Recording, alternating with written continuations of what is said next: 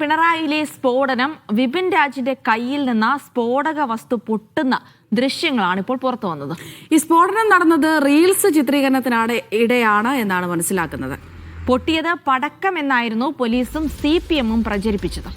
അനധികൃതമായി നിർമ്മിച്ച സ്ഫോടക വസ്തു തന്നെയാണ് പൊട്ടിയത് എന്നാണ് ദൃശ്യങ്ങളിൽ നിന്ന് വ്യക്തമാകുന്നത്.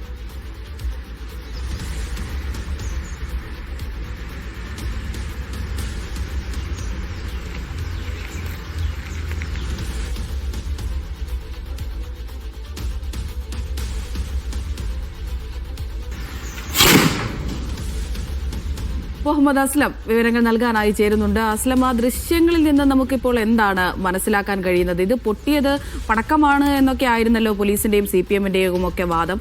ഇത് എന്ത് സ്ഫോടക വസ്തു ആണ് എന്ന ദൃശ്യത്തിൽ നിന്ന് മനസ്സിലാകുന്നുണ്ടോ? തെരഞ്ഞെടുപ്പ് ഫലം വന്നതിന്റെ തൊട്ട് പിറ്റേ ദിവസമാണ് പിണറായി സ്ഫോടനം ഉണ്ടാവുന്നത്. സ്ഫോടനത്തിൽ ഒരു യുവാവിന്റെ കൈ തകർന്നു. CCTV പ്രവർത്തകന്റെ കൈ തകർന്നു. ഇതിൽ ബോംബ് പൊട്ടിത്തെറിച്ചതായിരുന്നു ആദ്യം തന്നെ വന്ന വാർത്ത. അതേസമയം CPM കാര്യത്തിൽ എടുത്ത നിലപാട് അതവിടെ പടക്കം പൊട്ടിയാണെന്നായിരുന്നു. പിന്നീട് പോലീസ് FIR-ൽ പടക്കം എന്ന രീതിയിലേക്ക് അതിനെ മാറ്റുകയും ചെയ്തു.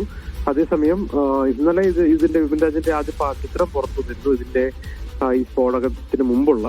ഇപ്പോൾ അതിന്റെ വീഡിയോ കൂടി പുറത്തു വന്നിട്ടുണ്ട്. അതായത് ഇത് ഒരു റീൽസ് ചിത്രീകരിക്കുന്നതിന് വേണ്ടിയിട്ട് അവർ എടുത്ത വീഡിയോ ആണ്.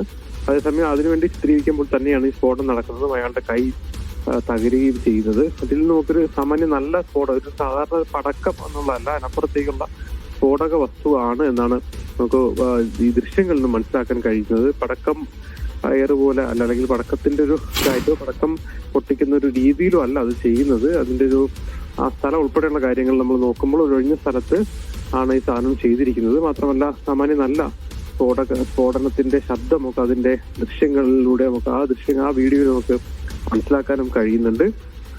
ഉടൻ തന്നെ ക്യാമറ ഓഫ് ആക്കുന്നുണ്ട്. പെട്ടെന്ന് അയാൾ കൈയും പിടിച്ചുകൊണ്ട് അങ്ങോട്ട് പോകുന്നുണ്ട്. അപ്പോ ഈ നേരത്തെ പോലീസും CPM പ്രചരിപ്പിച്ചതുപോലെ പടക്കമല്ല, സാമാന്യം നല്ല ശേഷിയുള്ള സ്ഫോടന ശേഷിയുള്ള സ്ഫോടക വസ്തു തന്നെയാണ് പൊട്ടിയെന്നുള്ളൊരു പ്രാഥമികമായ നിഗമനമാണ് ഈ വീഡിയോയിൽ നിന്നും നമുക്ക് മനസ്സിലാക്കാൻ കഴിയുന്നത്.